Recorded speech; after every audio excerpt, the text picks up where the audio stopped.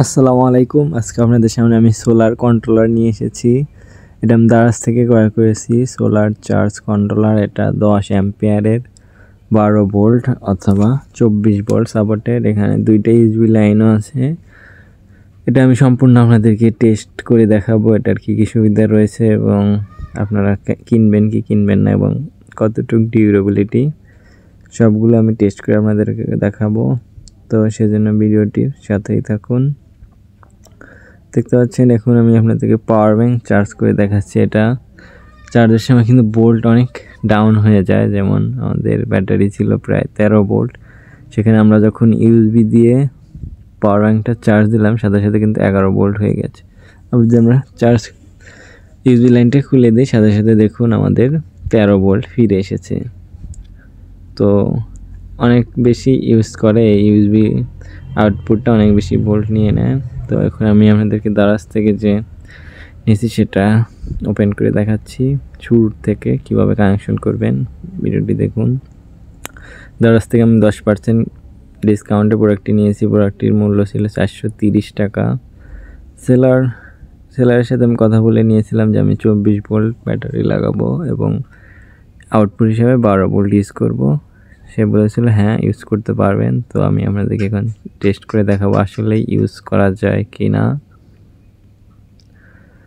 তো এখানে একটা ম্যানুয়াল আছে, একটা চাইনিজ ভাষা এবং একটা ইংলিশ ভাষা, চাইলে পড়ে নিতে পারেন। এখানে কিছু বাটন আছে এবং ভোল্টেজ আপ ডাউন করা যায়। সেট ভোল্টেজ বিশেষ সুবিধা রয়েছে, এই দেখতে পাচ্ছেন সর্বোচ্চ 50 ভোল্ট দিতে পারবেন এবং 130 ওয়াটের সোলার প্যানেল ইউজ করতে পারবেন এবং ব্যাটারি 12 ভোল্ট অথবা 24 ভোল্ট ইউজ করতে পারবেন।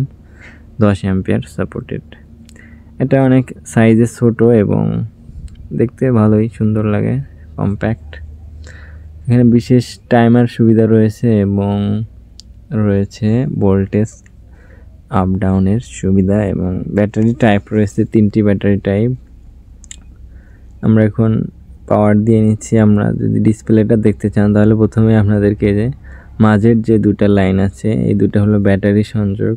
এখানে প্লাস মাইনাস লিখে দেওয়া আছে। আপনারা একটি টেস্টারের মাধ্যমে স্ক্রুগুলো লুজ করে নেবেন এবং আপনার তারটা সংযোগ দিয়ে আবার টাইট করে নেবেন। আমরা যখনই ব্যাটারি সংযোগ দেব তারপরে আমরা মেন ডিসপ্লেটা দেখতে পাবো এবং ডিসপ্লে দেখার পরেই আমরা আমাদের প্রয়োজনীয় ভোল্টেজ সেভ করতে পারবো। একটা কথা এখনই বলে রাখি, আমরা যদি এই যে ব্যাটারি সংযোগটা কোনোভাবে বিচ্ছিন্ন হয় তাহলে আমরা যে ভোল্টেজগুলো সেভ করে রাখবো সেটা কিন্তু সাথে সাথে মুছে যাবে। আবার আপনাকে নতুন করে ভোল্টেজ সেট করে নিতে হবে। এখানে দেখুন আমাদের ব্যাটারিতে চার্জ দেখাচ্ছে 12.7 ভোল্ট এবং একটা আইকনও রয়েছে, ব্যাটারি আইকন, যেখানে আপনারা দুইটা দাগ চার্জ দেখতে পাচ্ছেন। আমরা এখন ভোল্টেজ আর একটু বাড়িয়ে দিচ্ছি, আমরা একটু ব্যাটারিকে চার্জে দিচ্ছি। এখানে দেখুন 3টা সুইচ আছে, মাঝেরটা প্লাস এবং ডাইনেরটা মাইনাস এবং ডাইনেরটা যদি আপনারা একদম ডানের শেষ বাটনে যদি একবার প্রেস করেন তাহলে লোড অফ হয়ে যাবে। এই যে এটা আমরা লোডে আমরা একটা ভোল্টেজ মিটার লাগাচ্ছি। আমরা এখন ভোল্ট টেস্ট করব, যেহেতু এখানেও প্লাস মাইনাস আছে, সবগুলো কিন্তু প্লাস মাইনাস আছে, অবশ্যই প্লাস মাইনাস দেখে কাজ করবেন। আমরা এখানে ডিসপ্লেতে 13 ভোল্ট দেখতে পাচ্ছি এবং আউটপুটে 12 ভোল্ট দেখতে পাচ্ছি। 1 ভোল্ট কম পাওয়া যাচ্ছে মিটারটি থেকে। দেখুন এখানে আমরা এই যে ফাংশন একদম বাম পাশে যে প্রথম বাটনটা ক্লিক করলে আমরা মোডগুলো দেখতে পারবো এবং যে মোডে চেঞ্জ করতে চাই সেখানে প্রেস হোল্ড করে ধরবো, এই বামেরটাই হোল্ড করে ধরবো।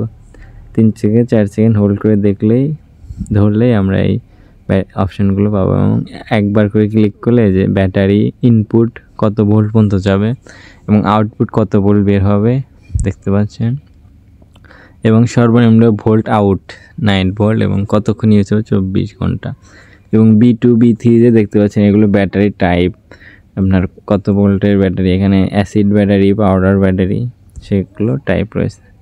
এবং দেখুন আমরা যে ব্যাটারি আউট আমরা এখন চেঞ্জ করতে চাচ্ছি, তো আউটে যে আমরা হোল্ড করে ধরাবো এই যে একটা মাইনাস বাটন একটা প্লাস বাটন। দেখুন এখানে কিন্তু ভোল্ট ফিক্স দেখাচ্ছে আমাদের 11 ভোল্ট এবং 10.9 ভোল্ট, এর বেশি হয় না এখানে। তো ব্যাটারি টাইপ 3-তে ইউজ করলে আমরা 13 ভোল্টের মতো এখানে শো করে, এবং ব্যাটারি টাইপ 2-এ 12.5 পয়েন্ট ইউজ করা যায়। তো এখানে 3টা ব্যাটারি টাইপে 3 ধরনের ভোল্টেজ আউটপুট পাই আমরা।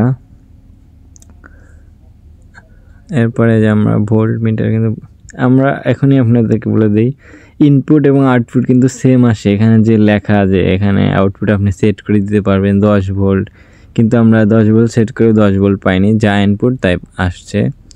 এবং আমরা যদি মনে করেন যে 10 ভোল্ট দিয়ে একটু বেশি ভোল্ট আউটপুট নেবেন, তাও সম্ভব না। এখানে কোনো ভোল্টেজের আপ ডাউন কিছুই হয় না। এটা 430 টাকা দামের সোলার প্যানেল, জানি না দামিগুলো কেমন, যেখানে 800-900 টাকা দামেরও আছে। তো এটার ক্ষেত্রে আমি যা দেখেছি যে ভোল্টেজ যা দিচ্ছি আমরা ইনপুট, সেটাই আউটপুট আসছে, কোনো কম বেশি 1 ভোল্ট কম বেশি হচ্ছে। কিন্তু এখানে যেমন আছে আমরা 10 ভোল্ট সেট করে দিতে পারবো যে ব্যাটারি আউট, কিন্তু 10 ভোল্ট হচ্ছে না।